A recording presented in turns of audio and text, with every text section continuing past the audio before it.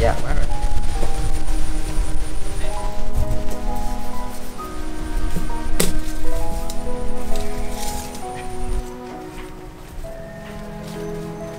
Nè mẹ ơi, bí nhà mình chín nè, mẹ nhìn coi quả này mấy cân? Để rồi, 5-6 cân này. Để cân thử nha. Mấy cân? Kiếp rồi, cái cân này không có cân được nó rồi, nó nặng hơn cái cân này luôn. Dạ lắm. Lấy hạt mà rồng nhá. Ngon chưa mà. Thì ngon. Ôi, mới được một góc thôi.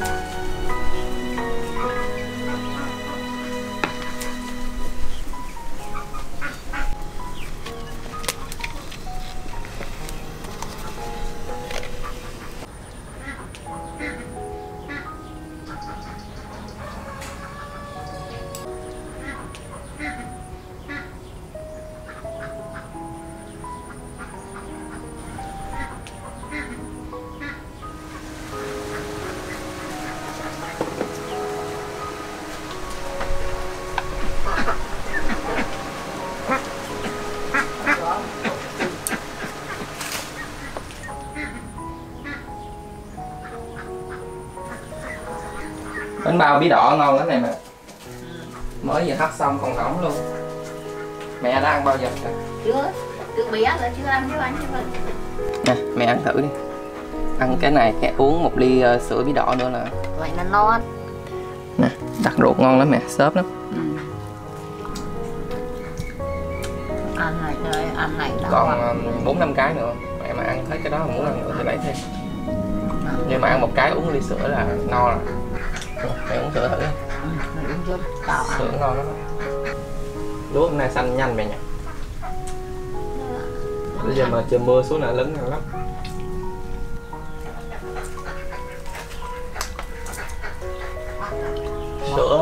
Sữa bí đỏ ngon. Nó béo. Sữa vẫn còn nhiều lắm á. Con bỏ tủ lạnh á. Mẹ mà thèm lấy hết uống thì lại cứ lấy uống. Công nhận là trái bí đỏ nhà mình to thật. 5-6 cân. Sáng nay chỉ làm có một gốc tư quả rồi đó, chưa làm hết.